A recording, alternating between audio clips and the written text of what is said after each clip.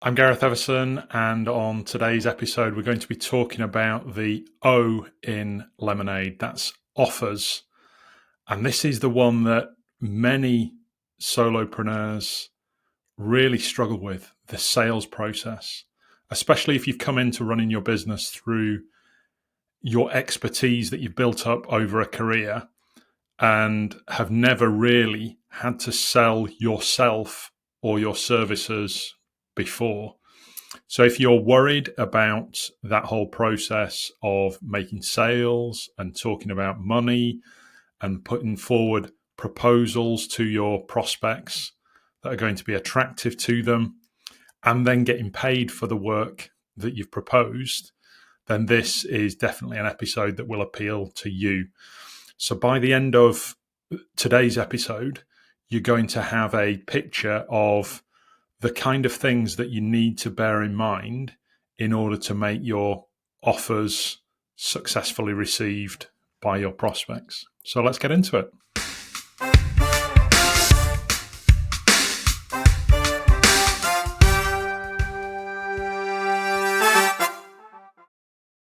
On today's episode, I'm going to break it down in three ways. The first one around how you should price your services and how you should get paid for them. The second one around what your offer should include, what your signature offer is. You might have heard that term before. And the third part of what I want to talk about today is about how you should follow up if your prospect doesn't agree to buy or doesn't place their order straight away after your sales discussion with them. So three key areas that in any one of those you might be struggling and failing to turn the number of prospects that you'd like to into successful clients. This is a really sensitive topic, and I know it's a sensitive topic for experts because when I started my business, I really struggled with this as well. As you know, I came from a technology background and learned how to combine the technology side of sort of my mindset with the marketing and the customer service and the sales side of my mindset that I never knew I had back when I was a technology consultant working in corporate.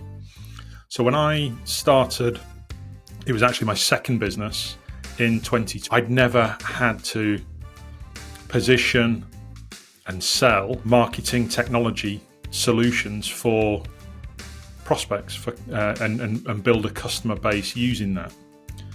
And I found it ever so difficult to translate that expertise that I had, that knowledge that I had, where I knew that clients that I wanted to attract had problems in some of these areas, into paying clients. The big reason for that was what I like to describe as this curse of expertise. When we're an expert in a particular area, we can really rapidly see what's wrong in our prospects' worlds, right? We can see very quickly based on symptoms that they tell us or what we see from how they're operating or the kind of challenges that they're facing. We can see the solution. We jump very quickly to the solution in our minds of where they need to be. And it's sometimes frustrating for an expert to be able to break that down into manageable steps that take that person or take that person's thinking from where they are now to being able to make a decision to work with you, to being able to be happy that that solution has been solved with your expertise. And this often breaks down in the sales process because as experts, we want to jump to the solution very quickly. But in terms of that decision cycle that our prospects have, they're not as quick as we are because they don't have that experience, that knowledge of that subject area, that wherewithal to think about how that process would take place to go from where they are now to having that problem that they face in whatever area it is solved. And so I've faced the same challenges that you perhaps have when you've launched and tried to grow your expert business. This is almost like a problem of languages. When we're experts in our field, whether we're a physio or a coach or a plumber, we have a certain language that we use around our topic areas. Language that, as part of our training and part of our experience that we've developed through building those skills, just comes as second nature to us. But to our prospects and our clients, it's a very, very different world. I did a languages degree at university, and as part of that process, I had to spend a year living and working in Germany. And for the first 3 or 4 weeks, I became really frustrated at either not understanding everything that was going on in that workplace. My degree had focused on learning German as a language, but not business German. And also struggling to make my points either in meetings or as part of, finding an apartment or as part of the day-to-day life of living there. And that's not too dissimilar to the experience that your prospects and clients are going through when they're thinking about solving their problems in their worlds, and speaking to experts who can help them to address those problems that they're encountering. So maybe that experience that I went through of the frustration of the first few months of living in Munich and trying to be understood and trying to make my thoughts understood in meetings and get traction with my new role, maybe that helped me to identify where the issues were that I faced when I started my own business. The big challenge that I actually faced when I became a consultant, a marketing technology consultant back in 2012, was that whilst I could see that my prospects had these big problems that could be addressed and helped by using the emerging marketing technologies of the time, I struggled to put into words how they could take those simple steps to work through those challenges, perhaps in a phased way. And because of that, a lot of my sales meetings were very clumsy, they were very unstructured. They'd start from a perspective of asking the client what their problems were, instead of perhaps prompting them as to where those challenges might be. Bear in mind, the landscape for marketing technology at the time was rapidly emerging, but it was very misunderstood. People didn't know what to do with their websites, didn't know what to do by way of follow-up, all of that kind of stuff. And I was expecting of my prospects and clients to almost lead me along the way, to guide me to know what to present to them and what to propose to them.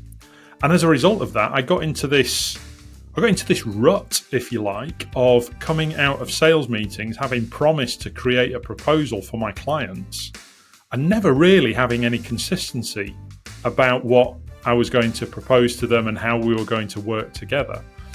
And maybe you experience that with your business, that you have great conversations with your leads and your prospects and perhaps even established clients, but you can't really put your finger on something that binds them all together, some sort of common pathway of where you could help more of them to do the things that they need to do with some, as we like to call it, signature offer, something that you can do repeatably, consistently, and with a degree of scale.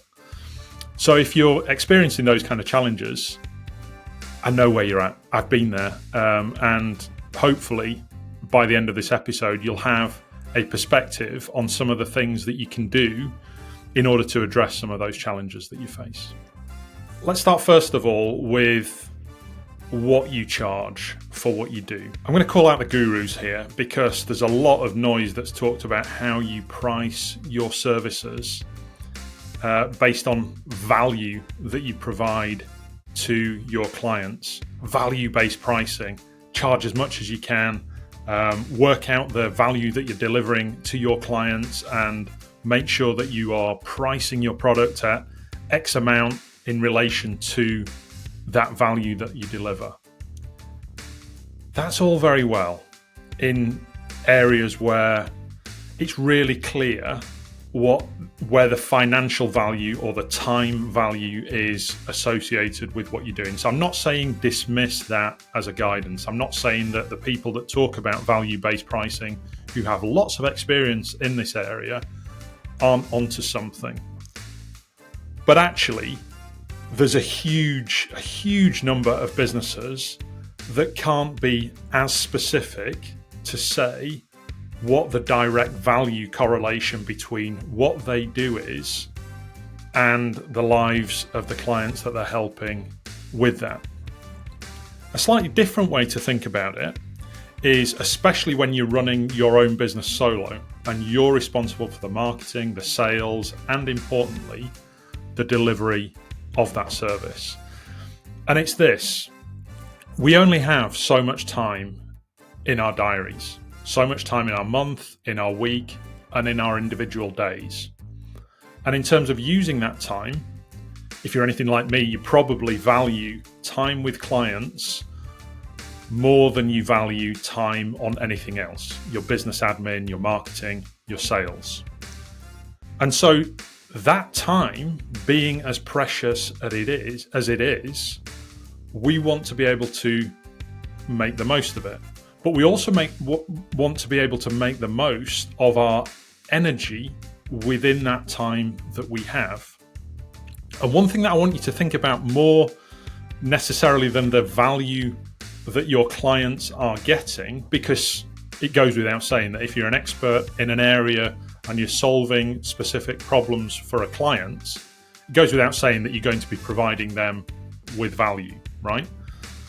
The thing I want you to think about is, how many clients can you help with the energy that you've got?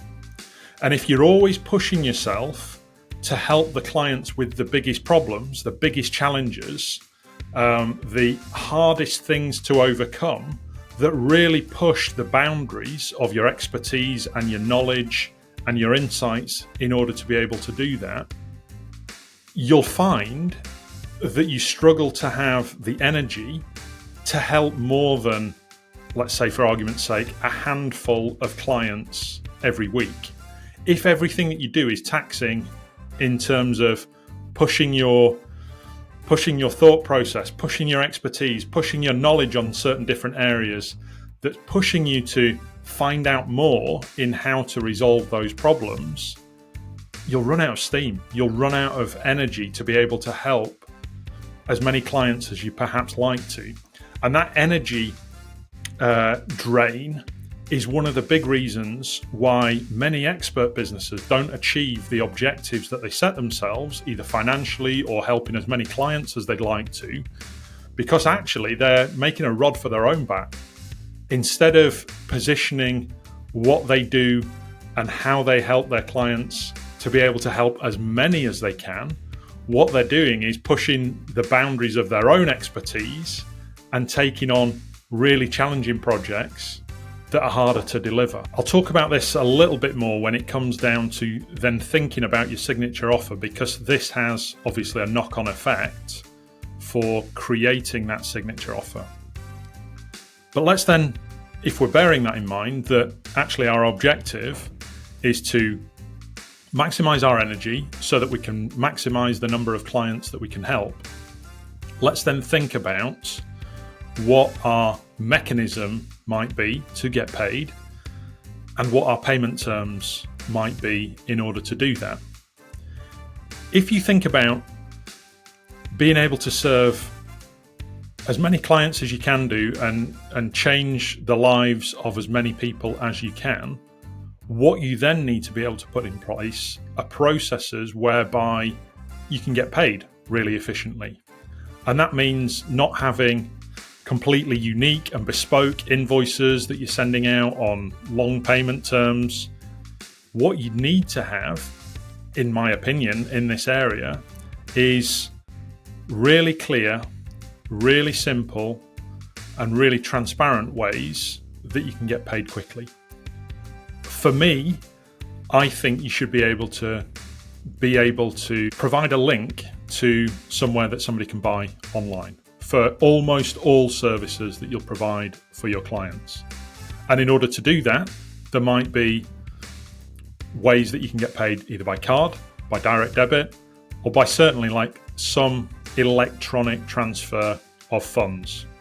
So if you can think in those terms, that actually what we're trying to do is maximize our energy, maximize the number of clients that we can serve, improve wherever possible how efficiently we can get paid, that then can start to relieve a burden on us to really have to think about having to invoice individually all of those different clients. If we can have technology and payments technology manage some of those processes for us, it relieves a burden on us to be able to then work with more clients and have more conversations with prospects, and even perhaps helping leads along the way to make a decision to solve those problems that they have. So that's the reason I started with the how we get paid and what we're going to charge, because that then has knock-on effects for what our offer looks like for our clients. The biggest challenge that I faced as a new consultant was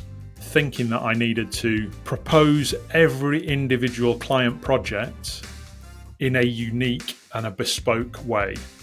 Now that has certain value in certain industries.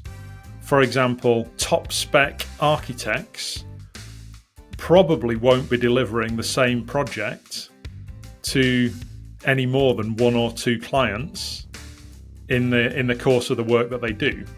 Almost all of their work will be very bespoke, and there'll be bespoke pricing and a bespoke proposal around doing that. At the other end of the spectrum, there'll be certain service providers, certain experts who will provide exactly the same service, almost productized, to every single client that they have. For example, a physio who is offering a course of treatments to a specific type of people who have back pain and want to return to being as active as they'd like to be, they might always position a 6 course of treatments for those patients. So there are some sectors that can be completely productized, and there are other sectors at the other end of the spectrum, like your bespoke architects, where it's going to be completely unique every single time that they do it. You're probably somewhere in the middle, and actually probably nearer to the more productized service. If you think, based on the advice that I've given you already, if you think along the lines of trying to help as many clients as you can do, trying to provide as much value as you can to them, and trying to do it in a way whereby you can price pretty consistently across the piece, that then forms some really positive constraints around what your offer is going to look like for them. That's not to say that you can't take certain things in and out of that offer as you make that to them, but it becomes a lot easier and a lot clearer to be able to do that with your target market. So as you work with those constraints of trying to maximize the number of clients, trying to make the process as simple as possible, and trying to maximize the value that you can deliver to those clients as you think about this signature offer for them, then there are probably 2 or 3 different ways that you can propose that in that sales meeting. Obviously, at this point, you've got to the point where they've recognized their problems. They've been articulate with you about what those problems are. You've asked the right questions to get them to this particular point of recognition. The way that you can propose that to them is probably one of 3 ways. One is that you can commit to them that you'll write them a proposal summarizing these activities that you're going to undertake for them, and you'll send it to them within X number of hours or X number of days after the meeting. The second way is you can just give them a link to an order form to go and buy that particular service, that particular package that you've got. It's the same package as you might serve with, 80% of your other clients. 80% might be bespoke, 80% might be down a particular package, and you might be sending those prospects who fit the bill for your signature package down that pathway where all they need to do is go and visit a particular order form online and place their order to work with you. The third mechanism is one where it allows for a little bit more fluidity. And that's what I would describe as a schedule of works. So this is typically 1, perhaps 2 pages where you will present to them a list of and a sequence of activities that you're going to undertake with them. In that list, you'll have a summary of what the problems are that they're facing and how your general process helps to address some of those problems that they're facing. You'll have certain things that you'll always start the process with, perhaps a deeper dive diagnosis, perhaps an interview process so that you can get to the bottom of some of the challenges, a discussion within a framework of how you can help them fully understand the challenges that they face or fully make a plan to be able to address some of the challenges that they are. And this schedule of work sets a tone and a pace for those first few activities.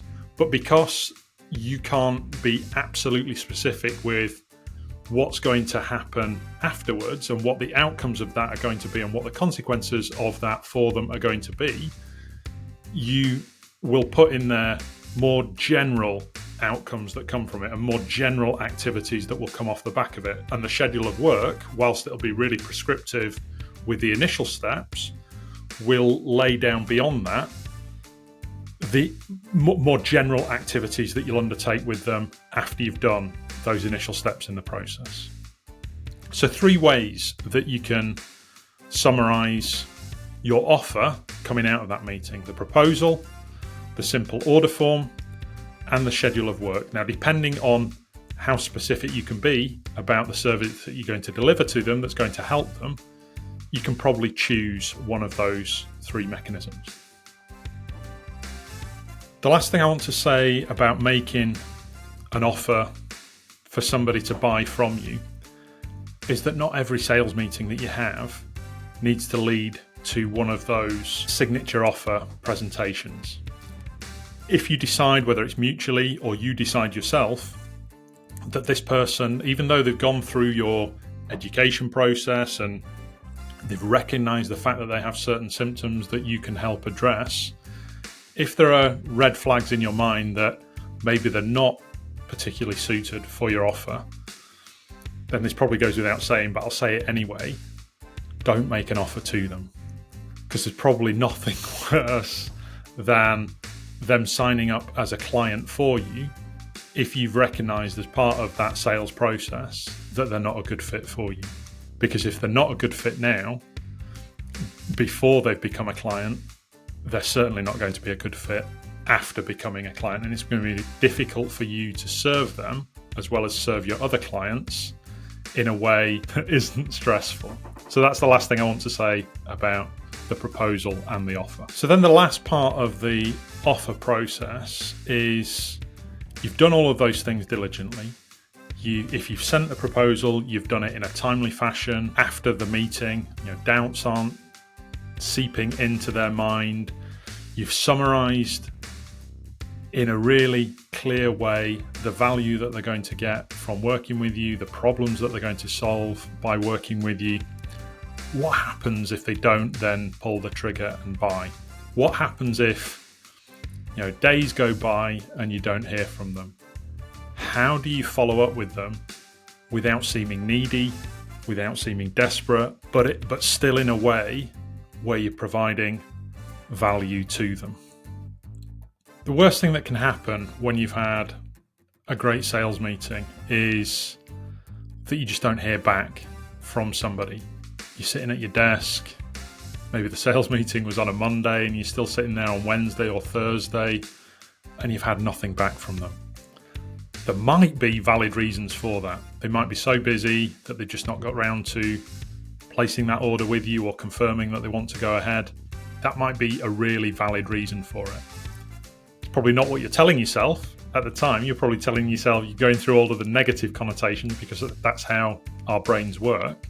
but that could be a really valid reason for why somebody hasn't pulled the trigger to go ahead with you. One thing that you can do, perhaps 48 hours after your meeting or 72 hours after your meeting, is follow up with them with a video explainer, a Loom video explainer. That's an online software where you can screen record yourself going through what you've proposed to them, or the order form that you've asked them to sign up from, or the schedule of works if you've gone there. The value of this is that it's a second iteration of presenting this solution to them. It shows that you're thinking about the challenges that they're facing, you're reiterating some of the problems that they're going through, and they're getting to see you explain it in your terms instead of how they interpret it in black and white terms as they read it on their screens. And it shows that you are still interested in solving the problems that they have. Presenting a summary version of that proposal, as I say, a few days after you've had that sales meeting, just shows that prospect that you still care about the problems that they have. Now, the email that goes with that, don't sound needy, don't sound desperate, don't sound like you're pressing them for a decision. Make it warm, make it friendly, and certainly make it just a short text recap of how you valued that conversation with them and how you hope that everything that you provided to them meets what they're looking for, and you're ready to start work with them if they're happy to do so. So think about that as by way of your first follow-up. So then what should you do if they then don't take action off the back of your video summary? Don't feel awkward about this. Life gets in the way of certain things. Really good clients might just need just that extra little bit of time to think about things. So what I'd suggest to you by way of the second follow-up, perhaps a week after you've had that first sales meeting, is just to drop them another, again, very short email, very short message that just says, "Hey Gareth, really valued our conversation that we had last week. Just to let you know, my schedule generally gets booked up a week, 2 weeks, a month in advance, whatever that happens to be, and be genuine about this. If you'd like to move forward, I'd love to book you in and start that work with you. If you've decided that you don't want to go ahead, then that's fine as well. Just let me know, and you can leave it like that." It's a really simple email. It adds a little bit of scarcity into the mix. It shows them that you've got other clients that you're working with at the moment, so there's a little bit of sort of trust factor there with it.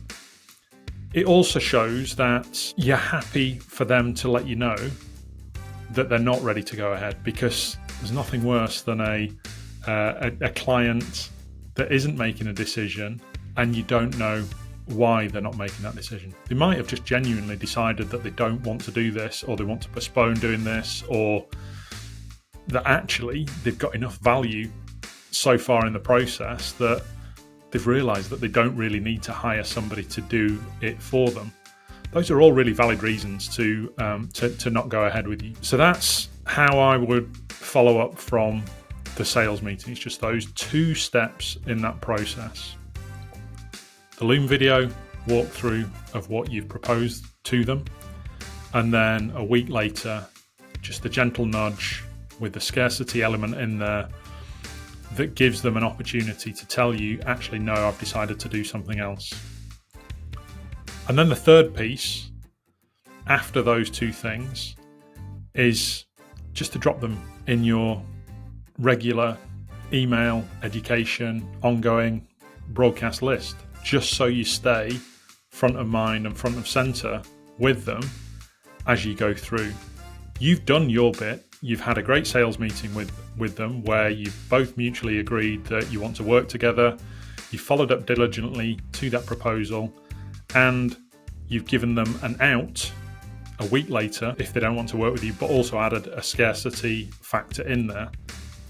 Your ongoing newsletter nudges albeit it'll be on different topics that you're talking about, obviously still probing up some of the symptoms that they've got, but indirectly away from that sales meeting, we'll still give them enough of a nudge that, oh yeah, I remember that conversation, I remember that sales discussion, I remember the challenges that I faced, I must reply. And the number of replies that you'll get when you send out just that general newsletter that say, hey, sorry, I haven't been in touch, that such and such has happened, let's plan something in X, Y, or Z weeks down the line, you'll really see a difference by doing that. Take the pressure off you, take the pressure off them, and you'll get far better relationships as you carry on down the line and turn them into clients perhaps later.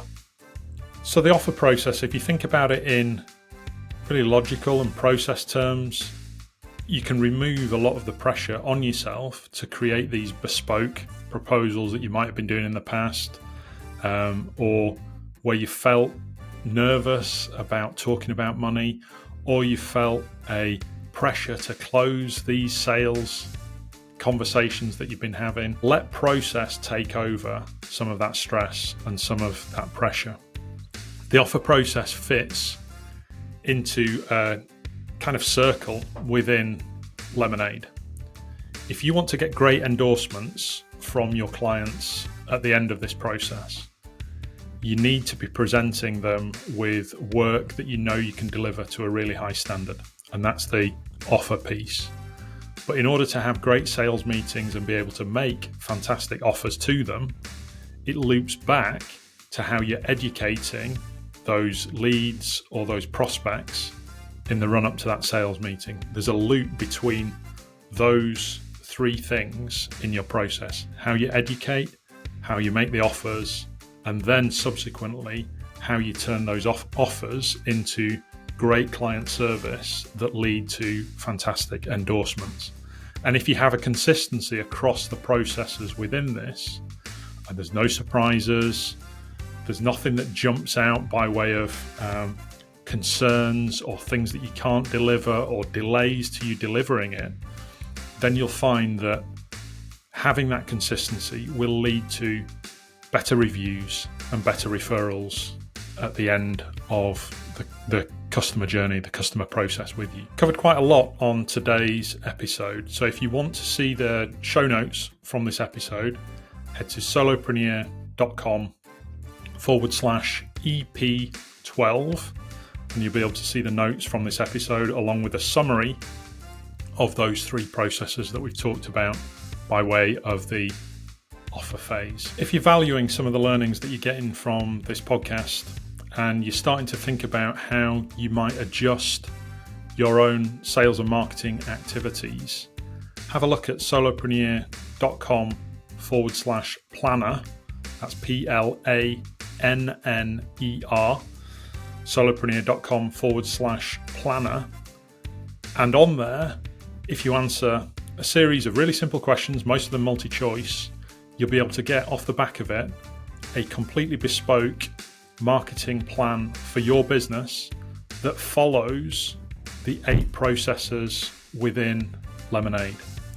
So head over to solopreneur.com/planner and you can get your own bespoke marketing plan within 10 minutes.